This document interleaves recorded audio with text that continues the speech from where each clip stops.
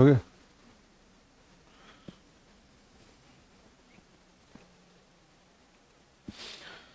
Good morning everyone, है ना। आज हम चालू कर रहे हैं हमारा लेक्चर नंबर 7 पीजीटी फिजिक्स का। ठीक है, आज का हमारा टॉपिक है numericals plus errors in management measurement, है ना।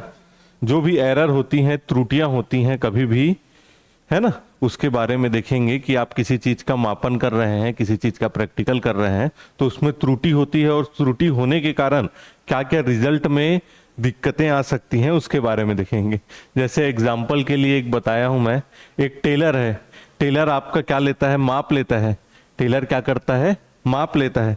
अब माप लेने के दौरान वो 2 सेंटीमीटर को 4 सेंटीमीटर लिख दे, 6 सेंटीमीटर को 10 सेंटीमीटर लिख दे, या ऐसा कुछ भी प्रकार का एरर करे, तो आपका जो शर्ट जो बनने वाला था कुछ इस प्रकार से बनेगा, है ना। इसी को बोलते हैं एरर इन मेजरमेंट। अगर वो गलती कर दे मेजरमेंट लेने में ही, तो उसका रिजल्ट जो होगा, जो आउटपुट रिजल्ट आएगा, वो गलत आएगा। ठीक है, चलो आगे बढ़ते हैं।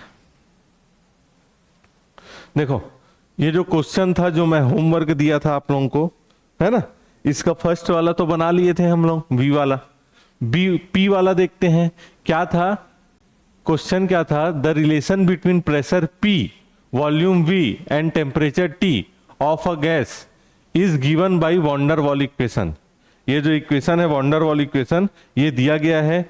इसके लिए आपको क्या निकालना है? ए एंड बी कांस्टेंट है, तो उसका क्या निकालना है? डायमेंशन पता करना है ए और बी का।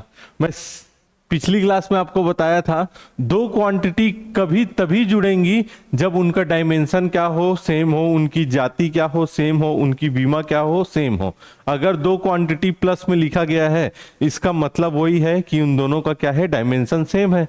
तो डायमेंशन सेम है। उसी प्रकार से क्या हुआ यहाँ पे देखो, वी और बी, तो डायमेंशन v का डायमेंशन b के बराबर है ना। तो डायमेंशन v ये हुआ, डायमेंशन b निकालना था। जो डायमेंशन v का होगा वही b का होगा। ये वाला तो देख चुके थे।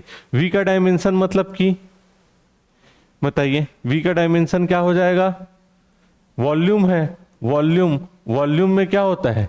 लेंथ का क्यूब, है ना। लेंथ का क्या होता है? क्यूब। लंबाई गुणित चौड़ाई गुणित ऊंचाई, है ना। ठीक है, चलो आगे देखते हैं। ये वाले क्वांटिटी से क्या हो गया? डायमेंशन जो p का होगा वही किसका डायमेंशन होगा? a अपॉन वी स्क्वायर का डायमेंशन होगा। जो p का डायमेंशन होगा वही a अपॉन वी स्क्वायर का डायमेंशन होगा। ठीक है, तो यहां से देखो, प्रेशर का क्या होता है भाई? प्रेशर क्या होता है?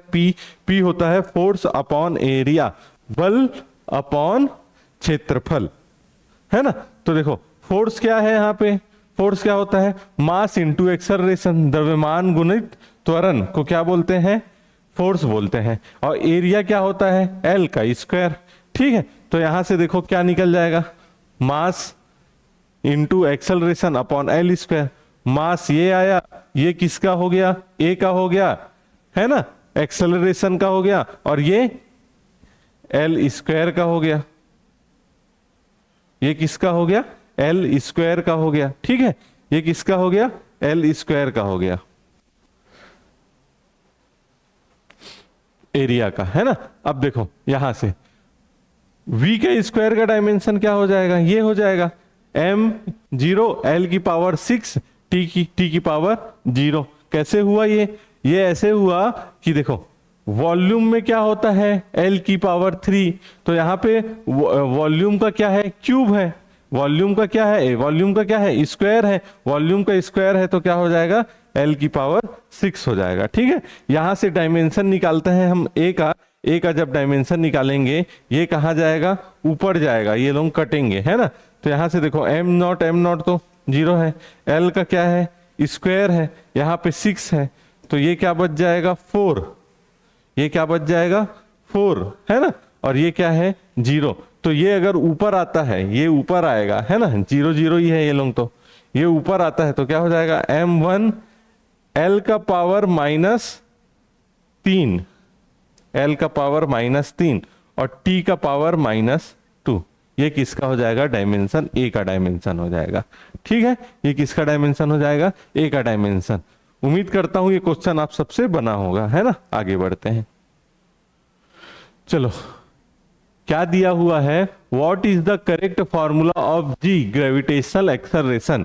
जी का सही मान क्या है गुरुत्वीय त्वरण के लिए, गुरुत्वीय त्वरण का सही मान क्या होगा, गुरुत्वीय त्वरण का सही मान क्या होगा। देखो जी इज इक्वल टू क्या होता है 4 pi L upon T square. G is equal to 4 pi L upon T square, ये फॉर्मूला होता है, हम जानते हैं, लेकिन आपको तो पता नहीं होगा। अगर पता होगा तो आप लगा लेंगे डायरेक्ट, है ना। माना कि आपको नहीं पता है तो हम सारे ऑप्शन को सेलेक्ट करके देखेंगे और राइट हैंड साइड का डायमेंशन को लेफ्ट हैंड साइड के डायमेंशन से क्या करेंगे, मैच करने की कोशिश करेंगे, है ना। तो देखो हमको पता है अभी बी सही है तो सीधा बी को ही ले लेते हैं, है ना। देखो जी क्या है, ग्रेविटेशनल एक्सेलरेशन। एक्सेलरेशन का क्या होता है, एक्सेलरेशन का क्या होता है, लेंथ अपॉन टाइम, सेकेंड का square, L upon S square. तो ठीक है, तो ये क्या हो जाएगा, एल अपॉन टी के पावर -2, ठीक है। और यहां पे देखो 4 पाई तो कांस्टेंट है, एल का क्या हो जाएगा, एक ठोक एल, है ना, और टी का क्या हो जाएगा -2, टी का क्या हो जाएगा -2। तो इसको ऊपर ले गए तो देखो दोनों का क्या हो जाएगा, सेम हो जाएगा। और जहां दोनों का सेम हो गया जिस ऑप्शन में, वो ऑप्शन हमारा क्या हो जाएगा, करेक्ट हो जाएगा। जिस ऑप्शन में दोनों सेम हो गया वो ऑप्शन क्या हो जाएगा, करेक्ट हो जाएगा, ठीक है। चलो आगे बढ़ते हैं। चलो एक क्वेश्चन दिया है, जल में उत्पन्न तरंग का वेग उसकी तरंग दैर्ध्य ए, जल के घनत्व डी और गुरुत्वीय त्वरण जी पर निर्भर करता है, इन राशियों के बीच संबंध बताइए। ठीक है, क्या बोल रहा है, the velocity V of a wave produced in water depend upon its wavelength lambda, density of water D, acceleration due to gravity g, their quantities are related as. ठीक है, तो जो उत्पन्न हो रही है ना, क्या हो रही है, जल में उत्पन्न तरंग का वेग, माना कि जल में उत्पन्न तरंग का वेग v है, तो ये किसके किसके डायरेक्टली प्रोपोर्शनल बता रहा है, घनत्व d के, गुरुत्वीय त्वरण g के, ठीक है, इनके ऊपर क्या करता है, निर्भर करता है बोल रहा है, d और g के ऊपर निर्भर करता है। ठीक है, density d and wavelength lambda के ऊपर निर्भर करता है, इनके ऊपर निर्भर करता है।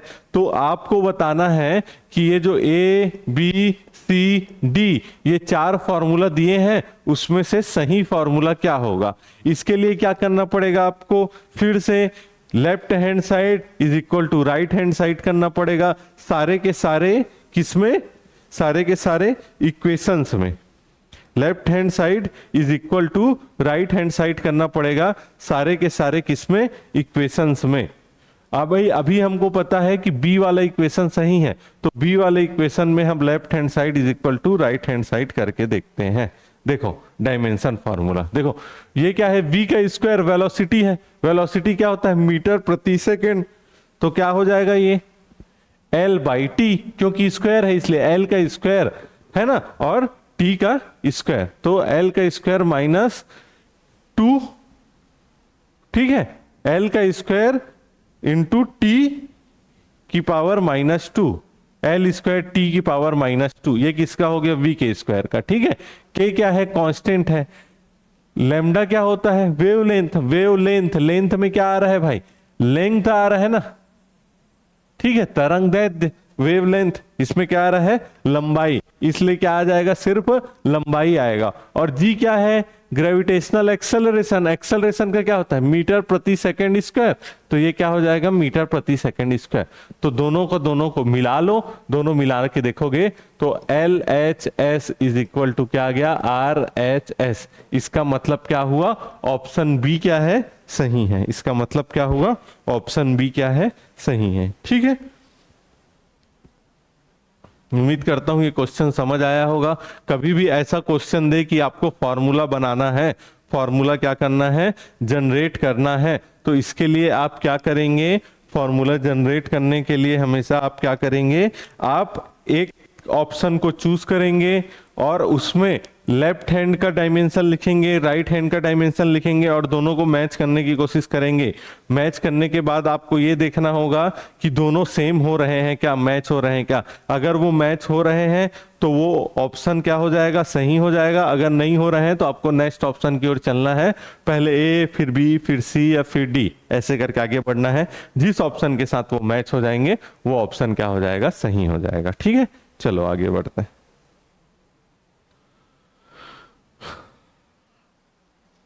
चलो अब देखते हैं एरर्स इन मेजरमेंट। ठीक है, मापन में होने वाली त्रुटियां, मापन में किस किस प्रकार की त्रुटि होती है ये हम देख रहे हैं। ठीक है, मापन में होने वाली त्रुटियां। चलो देखो, पहला होता है एब्सोल्यूट एरर, निरपेक्ष त्रुटि। क्या होता है, निरपेक्ष त्रुटि होता है पहला, एब्सोल्यूट एरर। ठीक है, माना कि कोई रायपुर से बिलासपुर की दूरी को माप रहा है, माना कि रायपुर से बिलासपुर तक की दूरी को माप रहा है और वो है 100 किलोमीटर। क्या है, 100 किलोमीटर है। रायपुर से बिलासपुर तक की एग्जैक्ट दूरी क्या है, 100 किलोमीटर है। ठीक है, रायपुर से बिलासपुर तक की दूरी एग्जैक्ट क्या है, 100 किलोमीटर है, ये माना हमने। ठीक है, तो चलो अब मापन करेंगे। मापन करेंगे तो जरूरी तो नहीं है हर बार 100 ही किलोमीटर निकल जाए, हर बार क्या निकल जाए, 100 किलोमीटर। पहली बार मापे तो क्या निकला, 102 किलोमीटर। दूसरी बार नापे तो क्या निकला, 101 किलोमीटर। तीसरी बार नापे तो क्या निकला, मान लो 99 किलोमीटर। चौथी बार नापे तो क्या निकल गया, मान लो 98 किलोमीटर। ठीक है, अब देखो 4 बार नापे हैं, चारों बार अलग अलग क्या हुआ है भाई, निकला है। चारों बार क्या हुआ है, अलग अलग निकला है। चारों बार क्या निकला है, अलग अलग निकला है। अब चारों को जोड़ के उसका एवरेज निकाल दो। क्या निकाल दो, मीन, ए मीन, या इसी को बोलते हैं एवरेज, या इसी को बोलते हैं औसत। औसत निकाल दो, एवरेज निकाल दो। एवरेज निकालोगे तो लगभग जो एग्जैक्ट था वहां तक क्या हो जाओगे, पहुंच जाओगे। जैसे ही एवरेज निकालोगे, मीन निकालोगे, औसत निकालोगे तो जो एग्जैक्ट था वहां तक क्या हो जाओगे, पहुंच जाओगे। 100 में आ गए आप लोग, किस में आ गए, 100 में आ गए, है ना। अब देखो, अब हमको निकालना है त्रुटि, एरर कितना हुआ। क्या निकालना है, एरर कितना हुआ। तो एरर निकालने का मतलब है, देखो, experimental value minus true value. क्या, experimental value minus true value. और ट्रू वैल्यू आपको मान लो पता नहीं है तो ये क्या होता है, मीन होता है। क्या होता है, मीन। मीन यानी कि औसत वैल्यू।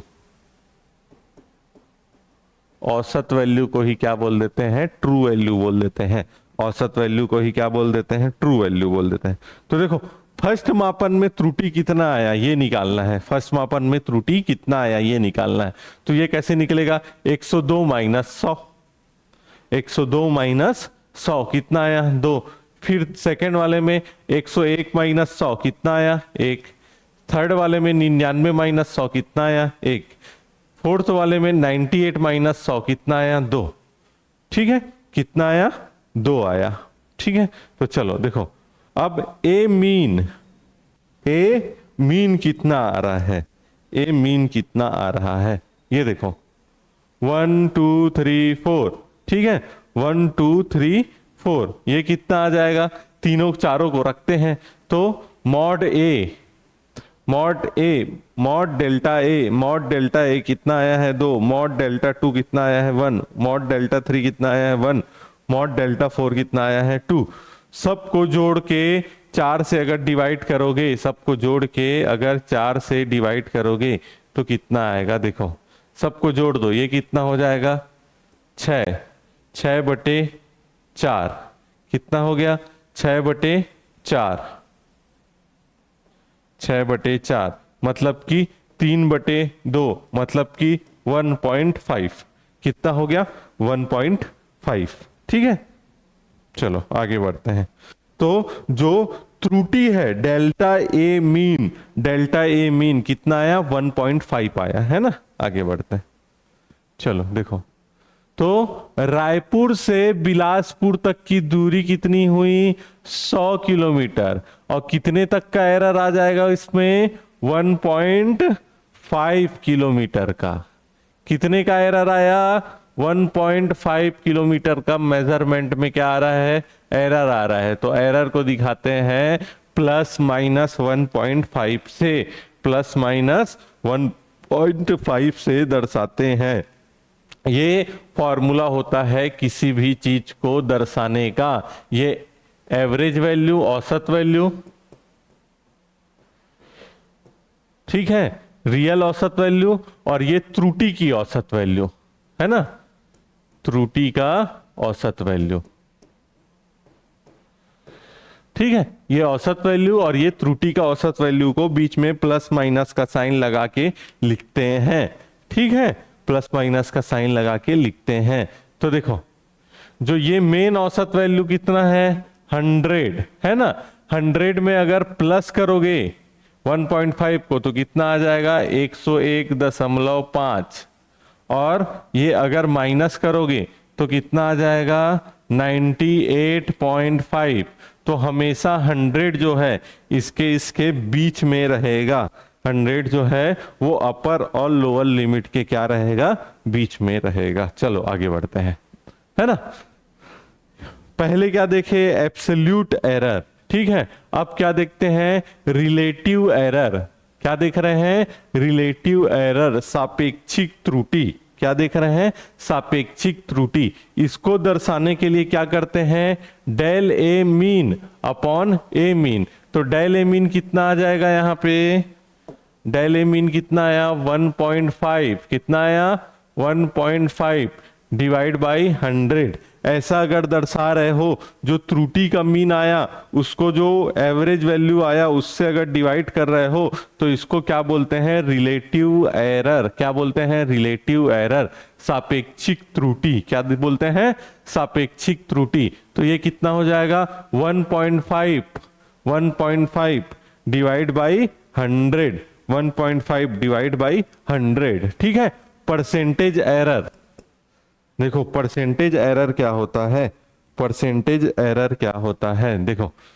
ठीक है, del A mean upon A mean, जो हमारा रिलेटिव एरर निकला था, उस रिलेटिव एरर में अगर 100% का मल्टीप्लाई कर देते हैं तो उसी को क्या बोलते हैं? परसेंटेज एरर बोलते हैं। उसी को क्या बोलते हैं दोस्तों? परसेंटेज एरर बोलते हैं। जैसे हमारा ये क्या निकला था? 1.5 डिवाइड बाई 100 इंटू 100%। क्या हो जाएगा ये? 1.5%। 1.5%। ये क्या हो गया हमारा? रिलेटिव एरर का परसेंटेज एरर। क्या हो गया? Percentage error. इतना बस लिखोगे तो वो क्या होगा? Relative error.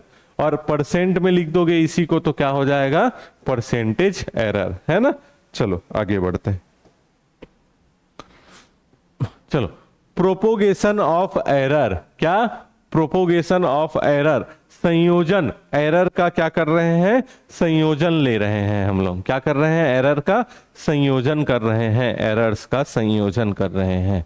ठीक है, तो देखो, अगर आप दो चीज माप रहे हो, जैसे मान लो आप मास को माप रहे हो, मास को, द्रव्यमान को माप रहे हो।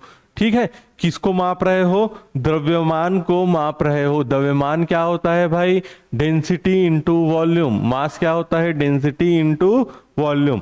तो अगर आपने कुछ त्रुटि कर दी डेंसिटी नापने में, कुछ त्रुटि कर दी वॉल्यूम नापने में, क्या बोल रहा हूं मैं? आप मास निकालना चाह रहे हो किसी भी चीज का, आपने कुछ त्रुटि कर दी डेंसिटी नापने में, कुछ त्रुटि कर दी क्या? वॉल्यूम नापने में। ठीक है, कुछ त्रुटि डेंसिटी नापने में, कुछ त्रुटि वॉल्यूम नापने में, है ना। तो क्या होगा? वो त्रुटि जो है, जो आपने डेंसिटी नापने में की, जो वॉल्यूम नापने में की, वो दोनों की दोनों त्रुटि किस में आएगी भाई? मास का जो आपका वैल्यू आएगा उसमें आएगी। देखो क्या लिखा है यहाँ पे, है ना, when a physical quantity depends upon more than one physical quantity then the combined effect of error in their measurement determines the error in the given physical quantity. This is known as combination और propagation of error. ठीक है, हिंदी में देखो, जब कोई भौतिक राशि एक से अधिक भौतिक राशियों पर निर्भर करती है तो उनके मापन में होने वाली त्रुटियों का संयुक्त प्रभाव उस भौतिक राशि में त्रुटि निर्धारित करता है। इसे त्रुटियों का संयोजन या प्रसार कहा जाता है। यही बोल रहा हूं कि अगर कोई एक क्वांटिटी दो ठोक क्वांटिटी या दो ठोक फिजिकल क्वांटिटी के ऊपर डिपेंड करती है, तो इसमें अगर आपने त्रुटि की, कुछ इसमें आपने त्रुटि की, तो इन दोनों की त्रुटि का कंबाइन इफेक्ट किसके ऊपर दिखेगा? मास के ऊपर दिखेगा। दोनों की त्रुटि का कंबाइन इफेक्ट किसके ऊपर दिखेगा? मास के ऊपर दिखेगा। इसी को क्या बोलते हैं? Propagation of errors. इसी को क्या बोलते हैं? प्रोपोगेशन ऑफ एरर्स बोलते हैं, है ना। चलो आगे बढ़ते हैं। ठीक है, पहला देखो, एरर इन सम क्वांटिटीज। अगर दो क्वांटिटीज हैं उनमें क्या हो रहा है भाई? सम हो रहा है। दो क्वांटिटीज हैं उनका क्या है? सम हो रहा है। तो उनमें किस प्रकार से एरर आगे बढ़ेगा वो देखते हैं। ठीक है, दो क्वांटिटीज हैं उनका सम हो रहा है तो उनमें एरर किस प्रकार से आगे बढ़ेगा वो देखते हैं। देखो, Z is equal to A plus B है। क्या है? Z is equal to A plus B. माना कि Z कोई क्वांटिटी है, वो A और B के ऊपर क्या कर रही है? निर्भर कर रही है। माना कि Z क्वांटिटी जो है वो A और B के ऊपर क्या कर रही है? निर्भर कर रही है। Z क्वांटिटी किसके किसके ऊपर निर्भर कर रही है? A और B के ऊपर निर्भर कर रही है। ठीक है, तो क्या लिखा जा सकता है भाई? A को क्या लिखा जा सकता है? A अभी देखे हैं, A plus minus del A, A plus minus A में होने वाली त्रुटियां, है ना, और B plus minus del B, B में होने वाली त्रुटियां। ठीक है, वैसे ही Z को क्या लिखा जा सकता है? Z प्लस माइनस Z में होने वाली त्रुटियां। ठीक है, Z प्लस माइनस Z में होने वाली त्रुटियां। ये तीन प्रकार से क्या किया जा सकता है? लिखा जा सकता है। तो अब देखो, इसी इक्वेशन को क्या लिखा जा सकता है? With error. With error, error के साथ इनको कैसे लिखा जा सकता है? देखो, Z plus minus del Z, A plus minus del B, B plus minus del B। ठीक है, तो देखो, अगर सिर्फ डेल Z डेल डेल वाले को अलग किया जाए, डेल डेल वाले को अलग किया जाए तो क्या आ जाएगा? Plus minus del Z plus minus del Z is equal to plus minus del A plus del B। क्या हो गया? प्लस माइनस डेल Z, है ना। जो Z में जो त्रुटि आई, Z में जो त्रुटि आई उसको कैसे लिखा जा सकता है? Plus minus del A plus del B, इस प्रकार से लिखा जा सकता है। ठीक है, और देखो, अगर इसमें क्या होता भाई? डिफरेंस कर रहे होते, ठीक है, घटा रहे होते, माइनस कर रहे हैं, इसी को सब्सट्रैक्ट कर रहे होते, सब्सट्रैक्शन कर रहे होते, तो Z यहां पे A प्लस बी था, यहां पे क्या है भाई? A माइनस बी, है ना। तो Z is equal to A minus B. कैसे होगा? Z plus minus del Z is equal to A plus minus del A minus B plus minus del B। ठीक है, फिर से देखो, अगर सिर्फ एरर वालों को लिखा जाए, एरर को साथ में लिखा जाए, तो इसको किस प्रकार से लिखा जा सकता है? इस प्रकार से लिखा जा सकता है, डेल A, ठीक है, plus minus del A plus del B। याद रखना यहां पे नेगेटिव नहीं होगा, नेगेटिव नहीं होगा। क्यों नहीं होगा? पॉजिटिव साइन ही क्यों आया? ये स्टेटमेंट पढ़ते हैं, देखो, when two physical quantities are added, the maximum absolute error in the final result is the sum of the absolute error in the individual quantities। जब दो भौतिक राशियों को जोड़ा जाता है तो अंतिम परिणाम अधिकतम निरपेक्ष त्रुटि व्यक्तिगत राशियों में निरपेक्ष त्रुटि का क्या होती है, योग होती है।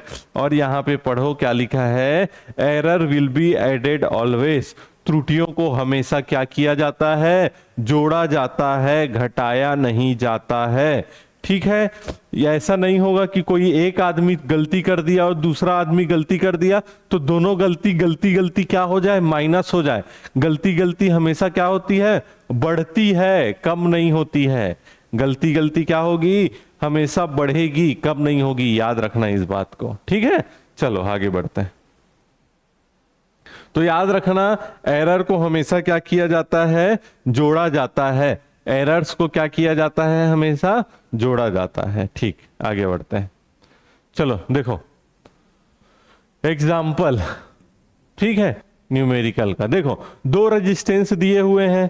पहला रेजिस्टेंस R1 क्या दिया है, 50 प्लस माइनस 2 ओम, 50 प्लस माइनस 2 ओम। दूसरा रेजिस्टेंस क्या दिया हुआ है, 100 प्लस माइनस 3 ओम। इन सबको किस में जोड़ा गया है, सीरीज में जोड़ा गया है। सीरीज में जोड़ते हैं तो रिजल्टेंट R बराबर क्या होता है, R1 प्लस R2 होता है। सीरीज में जोड़ते हैं तो क्या होता है, R1 प्लस R2 होता है। तो R इज इक्वल टू क्या हो गया, R1 plus R2। R is equal to क्या हो गया, R1 प्लस R2 हो गया, है ना। चलो ऐड कर दो, क्या हो जाएगा भाई, ठीक है। R plus del R is equal to क्या हो जाएगा, ये देखो R1 कितना है, 50 प्लस माइनस 2 ओम, और ये 100 प्लस माइनस 3 ओम। कितना है, प्लस माइनस 3 ओम। ठीक है, अब देखो सबको लिख दो।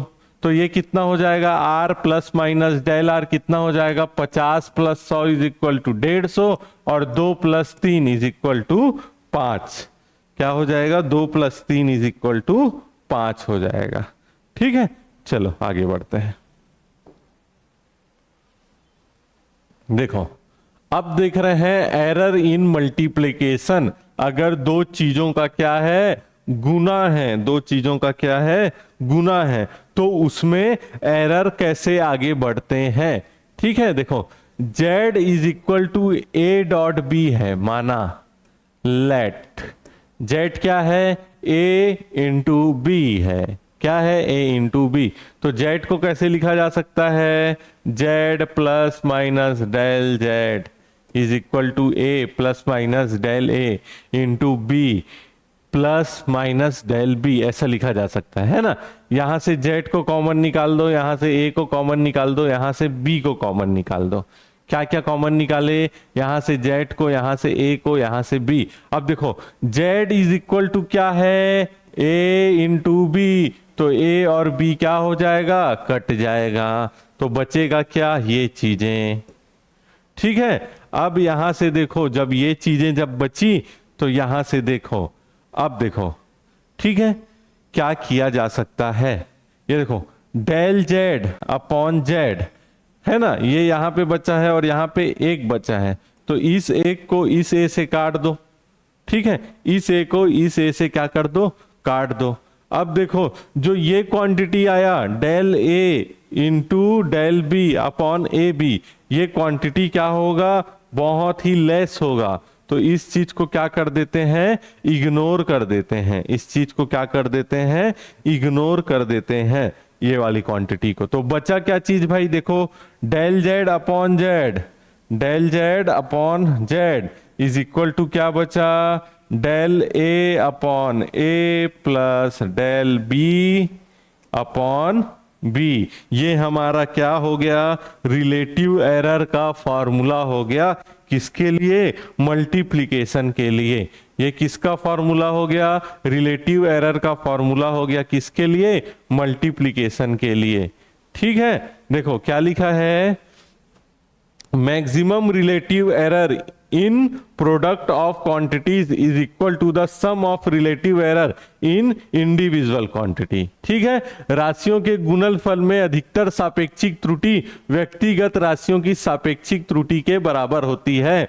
मान लो जेड का क्या निकालना है, आपको सापेक्षिक त्रुटि निकालना है, रिलेटिव एरर निकालना है। वो ए के रिलेटिव एरर और बी के रिलेटिव एरर को जोड़ दोगे तो क्या हो जाएगा, निकल जाएगा। याद रखना, क्वेश्चन आता है पेपर में, पेपर में क्या आता है, क्वेश्चन आता है। इस चीज को आपको क्या रखना है, ध्यान रखना है। चलो आगे बढ़ते हैं। सेम ऐसे ही किसके लिए निकलेगा, मल्टीप्लीकेशन के लिए, डिवीजन के लिए।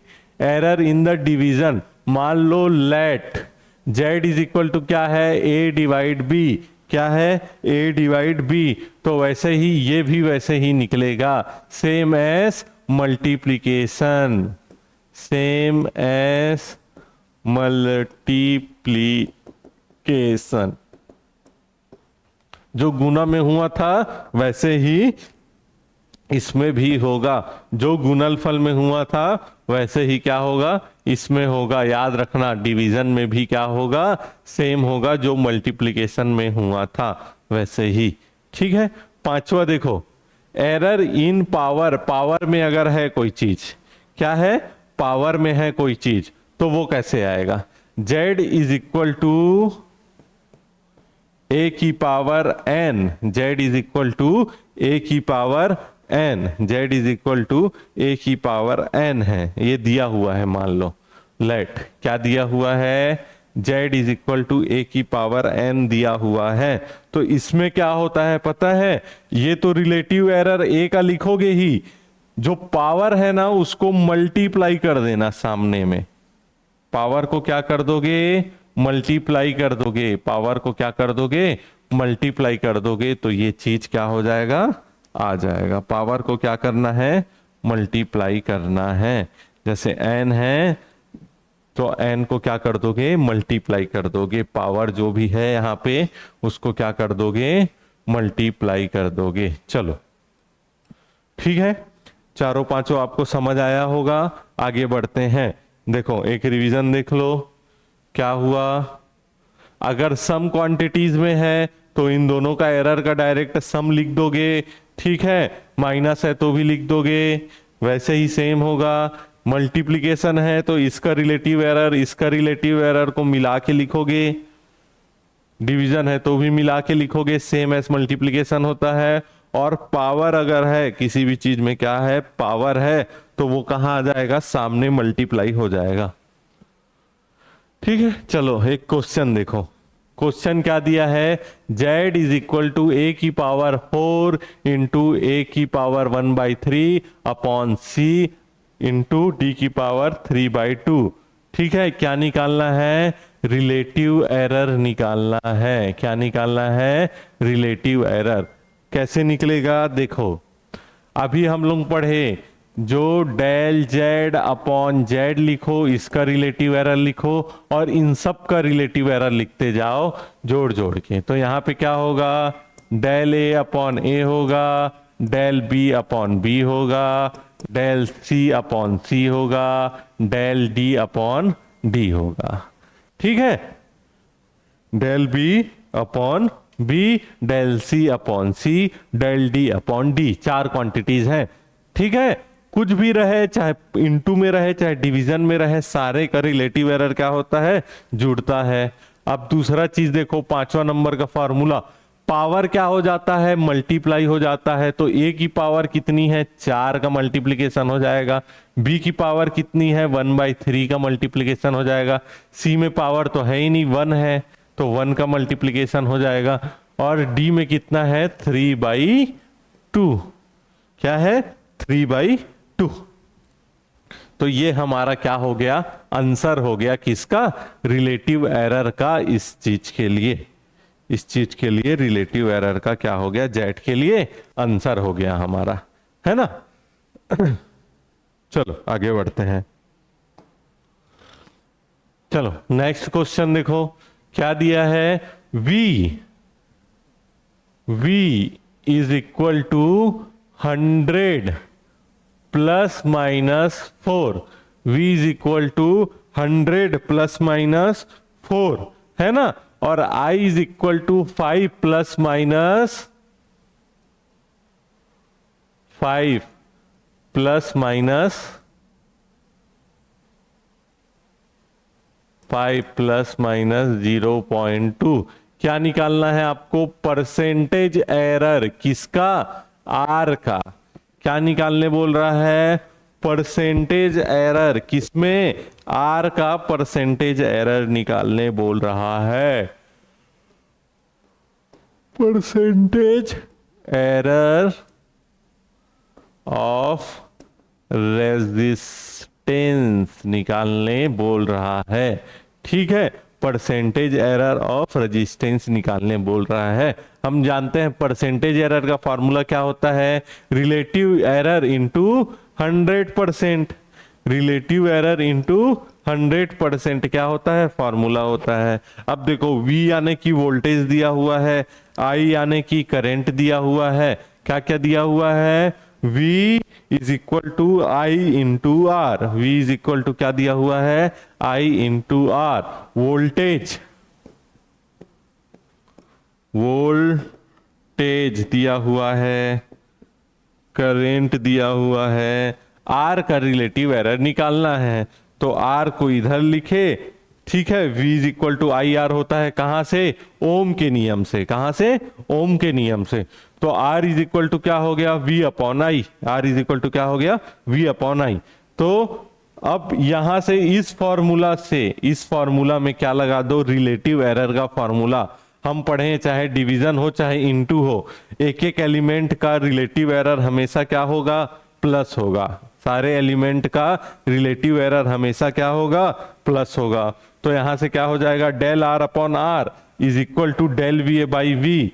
ठीक है, plus minus plus del I upon I. अब देखो क्या क्या दिया हुआ है वोल्टेज में। डेल वी कितना दिया है? 4। वी कितना दिया है? 100। तो इसको क्या लिखा जा सकता है?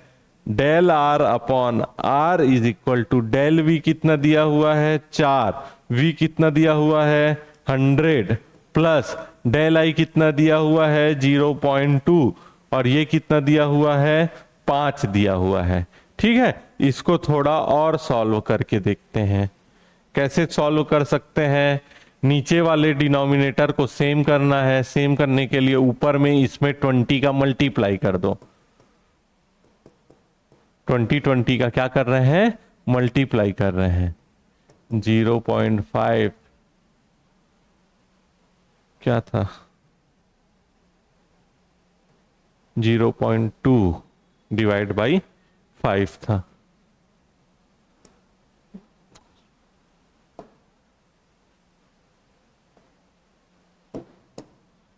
0.2 है ना। ऊपर नीचे क्या कर रहे हैं? 20 का मल्टीप्लाई कर रहे हैं। तो ये क्या हो गया? 100। ये क्या रहेगा? 4। 0.2 मल्टीप्लाइड बाई 20, 0.2 मल्टीप्लाइड बाई 20 क्या हो जाएगा? 0.2 मल्टीप्लाइड बाई 20। ठीक है, ये क्या हो जाएगा? 4। क्या हो जाएगा? 4। तो 4 प्लस 4 कितना हो जाएगा? 8 बाई 100। 8 बाई 100। अब ये तो क्या निकला? डेल आर बाई आर निकला। अपने को क्या निकालना है? परसेंटेज एरर, है ना। अपने को क्या निकालना है? परसेंटेज एरर ऑफ आर निकालना है। तो ये क्या हो जाएगा? है ना, del R upon R into 100%, है ना। तो इसको कैसे लिख सकते हैं? अब देखो ये क्या हो जाएगा? 8 बाई 100 इंटू 100%। तो 100 कट गया। ये क्या बन गया? 8% आंसर। ठीक है, तो इस केस में जो दिया हुआ था क्वेश्चन, इस क्वेश्चन के लिए परसेंटेज एरर आर का कितना आया? Percentage error 8%। कितना आया? 8%। चलो आगे बढ़ते हैं।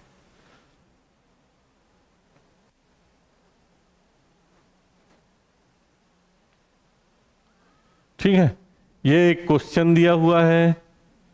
क्या दिया है? क्वेश्चन क्या दिया है? बेस्ड ऑन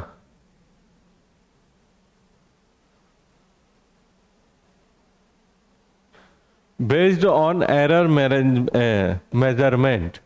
ठीक है, एग्जाम्पल नंबर 1 क्या दिया है, in a experiment length of an object is measured. ये एक ऑब्जेक्ट है मान लो ए से बी तक का, इसका क्या कर रहे हैं, लेंथ का मेजरमेंट कर रहे हैं। लेंथ का मेजरमेंट कर रहे हैं तो एक बार क्या आ रहा है 2.55, एक बार क्या आ रहा है 2.51, एक बार क्या आ रहा है 2.49, एक बार क्या आ रहा है 2.56। ठीक है, एक बार क्या आ रहा है 2.48, एक बार क्या आ रहा है 2.58। इतना तो डाटा दिया हुआ है, 1 2 3 4 5 6, है ना, 1 2 3 4 5 6, 6 बार इसका मेजरमेंट किए, इसका 6 बार क्या आया, अलग अलग क्वांटिटी आया है, 6 बार क्या आया है, अलग अलग क्वांटिटी आया है। फाइंड द मीन लेंथ, इसका क्या निकाल दो, एवरेज, एवरेज निकालने बोल रहा है ना। उसके बाद क्या निकालने बोल रहा है, एब्सोल्यूट एरर निकालने बोल रहा है। ठीक है, एब्सोल्यूट एरर निकालने बोल रहा है। पहला क्या है, एवरेज निकाल देना, दूसरा क्या है, एब्सोल्यूट एरर निकाल देना, एब्सोल्यूट एरर निकाल देना। ठीक है, दोनों निकाल देना। चलो आगे बढ़ते हैं, इसको क्या कर देते हैं हम लोग, होमवर्क दे देते हैं। अभी तक बनाया वैसा ही क्वेश्चन है, जो फर्स्ट वाला जो क्वेश्चन बनाए थे रायपुर से बिलासपुर वाला जो समझाने के लिए बताया था, वैसे ही सेम बन जाएगा, है ना। चलो देखो, error in the measurement of mass and velocity. ठीक है, मास और वेलोसिटी के लिए एरर मेजरमेंट का कितना दिया है, 1% और 2% दिया है। Find the percentage error in the kinetic energy of the body. ठीक है, उदाहरण 6 क्या दिया है, द्रव्यमान और वेग के मापन में त्रुटियां क्रमशः 1% और 2% है। वस्तु की गतिज ऊर्जा में प्रतिशत त्रुटि ज्ञात कीजिए। वस्तु की गतिज ऊर्जा के लिए प्रतिशत त्रुटि क्या करना है, आपको ज्ञात करना है। ठीक है, चलो देखो, काइनेटिक एनर्जी, काइनेटिक एनर्जी किसके लिए, किसी भी बॉडी के लिए फॉर्मूला क्या होता है, हाफ एम वी स्क्वायर। क्या होता है formula, half M V square, है ना। काइनेटिक एनर्जी का फॉर्मूला क्या होता है, हाफ एम वी स्क्वायर होता है। ठीक है, तो परसेंटेज एरर निकालना है किसके लिए भाई, काइनेटिक एनर्जी के लिए क्या निकालना है, परसेंटेज एरर निकालना है। क्या करना है, निकालना है, काइनेटिक एनर्जी के लिए परसेंटेज एरर निकालना है। तो देखो, काइनेटिक एनर्जी क्या हो गया, हाफ एम वी स्क्वायर। ठीक है, अब देखो हम जानते हैं दो चीज का क्या है, मल्टीप्लाई। तो इसके लिए जो रिलेटिव एरर निकालोगे वो किसके बराबर हो जाएगा, del M upon M, del M upon M plus del V upon V, इन दोनों के रिलेटिव एरर के सम के बराबर हो जाएगा। और देखो यहां पे m का पावर 1 ही है, यहां पे v का पावर 2 है, तो 2 का क्या हो जाएगा, मल्टीप्लाई हो जाएगा। 2 का क्या हो जाएगा, मल्टीप्लाई हो जाएगा। ठीक है, अब देखो दोनों तरफ 100 क्या कर दो, परसेंटेज लगा देते हैं, 100%, क्योंकि क्या निकालना है, परसेंटेज एरर। तो क्या लग गया, परसेंट, यहां पे भी क्या निकल गया, परसेंट। अब देखो क्या दिया हुआ है क्वेश्चन में, m में परसेंटेज एरर जो है, m में परसेंटेज एरर कितना है, 1 है। m में परसेंटेज एरर कितना है, 1 है। तो काइनेटिक एनर्जी में परसेंटेज एरर कितना होगा, डेल m अपॉन m में परसेंटेज एरर प्लस 2 गुना डेल v बाई v, 100%। ठीक है, अब देखो डेल m बाई m में परसेंटेज एरर कितना दिया हुआ है, 1%। ठीक है, 2, और डेल वी और डेल वी अपॉन वी, यानी कि वी में परसेंटेज एरर कितना दिया हुआ है 2%। तो इन दोनों को जोड़ दोगे तो 2 2 4% और 1% कितना हो गया 5%। तो काइनेटिक एनर्जी में परसेंटेज एरर, काइनेटिक एनर्जी में परसेंटेज एरर कितना आया 5%। काइनेटिक एनर्जी का परसेंटेज एरर कितना आया 5%। ठीक है, चलो आगे बढ़ते हैं।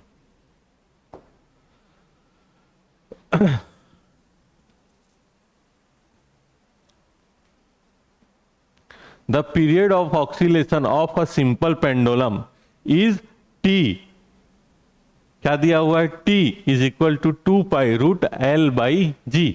ठीक है, measure value of L is 20 cm and 1 mm accuracy, मतलब ये क्या दिया हुआ है परसेंटेज दिया हुआ है आपको, परसेंटेज एरर या है ना डेल L दिया हुआ है। ये क्या हो गया L, ये क्या हो गया डेल L। ठीक है, accuracy and find for 100 oscillation of the pendulum found to be 90 second. क्या मिला है 90 सेकेंड मिला है using a wrist of 100 second. तो ये क्या हो गया आपके लिए T, ये क्या हो गया डेल T। ठीक है, क्या निकालना है एक्यूरेसी ऑफ G, G में क्या करना है एक्यूरेसी निकालना है। एक्यूरेसी मतलब कि वही एरर निकालना है G का, G में एरर कितना होगा वो निकालना है। इसको पहले G में कन्वर्ट कर लो तो ठीक है, दोनों तरफ स्क्वायर करो, क्या हो जाएगा T is equal to 4π² L/G। G निकालोगे तो G is equal to 4π² L/T का स्क्वायर, ये हो गया है ना। G is equal to 4π² L/T का स्क्वायर। ठीक है, L/T का स्क्वायर। अब देखो इसके लिए दिया हुआ है डेल L/L, दोनों का मान दिया हुआ है, डेल L का भी दिया हुआ है, L का भी दिया हुआ है। T के लिए भी दिया हुआ है, डेल L का भी दिया हुआ है और L का भी दिया हुआ है। तो इस क्वेश्चन को आप लोग बना लेंगे। ये क्वेश्चन मैं दे रहा हूं होमवर्क के रूप में। किसके रूप में? होमवर्क के रूप में। ठीक है, चलो आगे बढ़ते हैं। चलो क्वेश्चन देखो नेक्स्ट क्या दिया हुआ है। Two physical quantities A and B are measured with the help of instrument such that, A और बी कोई क्वांटिटीज हैं, है ना, उनका जोड़ निकालना है आपको, है ना। उसके लिए ए का मान और बी का मान दिया हुआ है, ए का मान और बी का मान क्या दिया हुआ है, दिया हुआ है।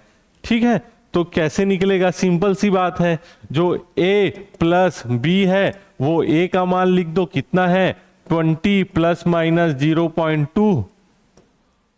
ठीक है, और बी का मान कितना है 30 ± 0.3 kg। ठीक है, ये क्या हो जाएगा 20 + 30 = 50 और प्लस माइनस को बाहर कर दो 0.2 + 0.3 कितना हो जाएगा 50 ± 0.5 kg। आंसर सिंपल सा, कौन सा ऑप्शन हो गया सही, ऑप्शन नंबर ए। ठीक है, चलो आगे बढ़ते हैं। एकदम सरल था इस क्वेश्चन में ऐसा कुछ नहीं था, है ना, सिर्फ ऐड करना था। लग बड़े रहा है बड़ा, आपको अगर ये पता नहीं होता तो ये क्वेश्चन क्या लगता आपको, बहुत बड़ा लगता।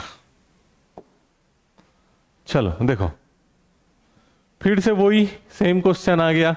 क्या बोल रहा है, the acceleration due to gravity is determined by the formula G = 4π² L/T का square, where L is the effective length and T is the time period. If error in the measurement of L and T is 0.4 and 0.6% respectively. एरर कितना दिया हुआ है 0.4% and 0.6% respectively दिया हुआ है, किसके किसके, L और T का। Then calculate the maximum percentage error in the measurement of G। G में क्या निकालो, मैक्सिमम परसेंटेज एरर निकालो। एकदम सिंपल सा है ना। क्या होगा, G का क्या हो जाएगा भाई, del G/G, है ना, 100% परसेंटेज एरर, इसी को बोलते हैं परसेंटेज एरर ऑफ जी, ठीक है, इज इक्वल टू क्या हो जाएगा, del L upon L plus 2 into del T upon T. ये दोनों का परसेंटेज एरर और इसका पावर है, इसलिए 2 आ जाएगा। याद रखना, अगर ये पावर 2 है या -2 है, कुछ भी रहे, पावर हमेशा क्या होगी, 2 ही होगी, पॉजिटिव में ही लिखा जाएगा। त्रुटियां हमेशा जुड़ती हैं, घटती नहीं है। कोई एक त्रुटि करे और कोई दूसरा त्रुटि करे, वो बैलेंस नहीं होता है, ठीक है। मान लो एक गाल पे किसी का थप्पड़ मारा, दूसरा गाल पे थप्पड़ मार दिया, वो बैलेंस नहीं होगा, वो कुल मिला के 2 थप्पड़ होगा, याद रखना। तो वैसे ही क्या हो गया, del L upon L plus 2 del T upon T, ठीक है। अब देखो डेल एल कितना दिया हुआ है भाई, डेल एल में दिया हुआ है 0.4, ठीक है। एल का मान कितना दिया हुआ है, अच्छा नहीं दिया हुआ है, सीधा इसमें परसेंटेज एरर दिया हुआ है। ये क्या निकाल दो, परसेंटेज, 100% कर दो इसको, 100% कर दो, डेल एल अपॉन एल है ना, 100%। क्या हो जाएगा, ये कितना दिया हुआ है 0.4%, और इसको कितना दिया हुआ है 2 इंटू 0.6%। ये कितना हो जाएगा, देखो 0.6 कितना हो जाएगा इंटू 2 1.2, और 0.4 मिला के कितना हो जाएगा 1.6%। ये इसका आंसर आ जाएगा। तो परसेंटेज एरर ऑफ जी कितना आया, 1.6%, ठीक है। चलो देखो, सही जोड़ी मिलाते हैं, ठीक है। सही जोड़ी क्या करते हैं, मिलाते हैं। क्या क्या निकल रहा है देखो, फिजिकल क्वांटिटीज दिया हुआ है एक कॉलम में, एक कॉलम में दिया हुआ है डायमेंशन फॉर्मूला। एक कॉलम में क्या दिया हुआ है, फिजिकल क्वांटिटीज, एक कॉलम में क्या दिया हुआ है, उसका डायमेंशन फॉर्मूला। पहला क्या दिया हुआ है, वेलोसिटी। वेलोसिटी का यूनिट क्या होता है, मीटर प्रति सेकेंड, मीटर प्रति सेकेंड। एक ठोक एल, एक ठोक टी, एक ठोक एल और अपॉन में टी। कौन सा ऑप्शन सही हो गया भाई, सी ऑप्शन, ठीक है।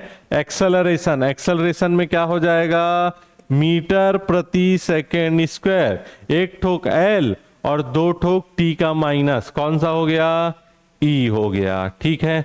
फोर्स, फोर्स क्या होता है, मास इंटू एक्सेलरेशन, मास का एम और एक्सेलरेशन का क्या हो जाएगा, मीटर प्रति सेकेंड स्क्वायर, मीटर प्रति सेकेंड स्क्वायर, है ना, एल अपॉन एस का स्क्वायर। ये कौन सा हो जाएगा, देखो ये वाला हो जाएगा, डी हो जाएगा। वर्क का क्या होता है बताओ, वर्क का force into displacement is equal to क्या होता है, वर्क, फोर्स इंटू डिस्प्लेसमेंट। तो फोर्स का क्या आया है फॉर्मूला, ये इसमें एक ठोक एल को और जोड़ दोगे तो ये क्या हो जाएगा, वर्क का फॉर्मूला हो जाएगा। किसका फॉर्मूला हो जाएगा, वर्क का फॉर्मूला हो जाएगा। और पावर क्या होता है भाई, पावर क्या होता है बताओ, है पावर क्या होता है, work per unit time, work upon time क्या हो जाता है, पावर हो जाता है, वर्क अपॉन टाइम। तो ये जो वर्क वाला फॉर्मूला आया उसमें टाइम से क्या कर दोगे, डिवाइड कर दोगे, तो वो किसका फॉर्मूला हो जाएगा, पावर का फॉर्मूला हो जाएगा, ठीक है। चलो आगे बढ़ते हैं, नेक्स्ट वाला, ठीक है, नेक्स्ट वाले में आगे बढ़ते हैं।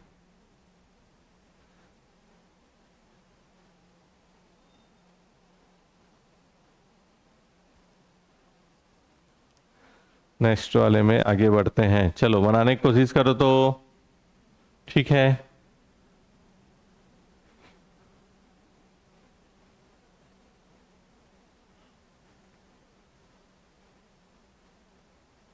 ये गलत दिया हुआ है ना, मत जाना। चलो पहला का इलेक्ट्रिक चार्ज, इलेक्ट्रिक चार्ज का क्या होता है डायमेंशन फॉर्मूला, देखो बताओ। इलेक्ट्रिक चार्ज का इलेक्ट्रिक पोटेंशियल, रेजिस्टेंस, कैपेसिटेंस और मैग्नेटिक मोमेंट का ये सबका डायमेंशन फॉर्मूला आपको पता होना चाहिए। वो क्या कर देता है, पूछ सकता है पेपर में। तो इसको मैं क्या दे रहा हूं, होमवर्क दे रहा हूं। आप लोग घर से करके आएंगे इलेक्ट्रिक चार्ज को, ठीक है। किसको किसको करके आएंगे, इलेक्ट्रिक चार्ज को, इलेक्ट्रिक पोटेंशियल, रेजिस्टेंस, कैपेसिटेंस और मैग्नेटिक मोमेंट का। इन सबको आप कहां से करके आएंगे, घर से करके आएंगे, ठीक है। तो आज हमने क्या देखा है, कुछ न्यूमेरिकल्स देखे हैं,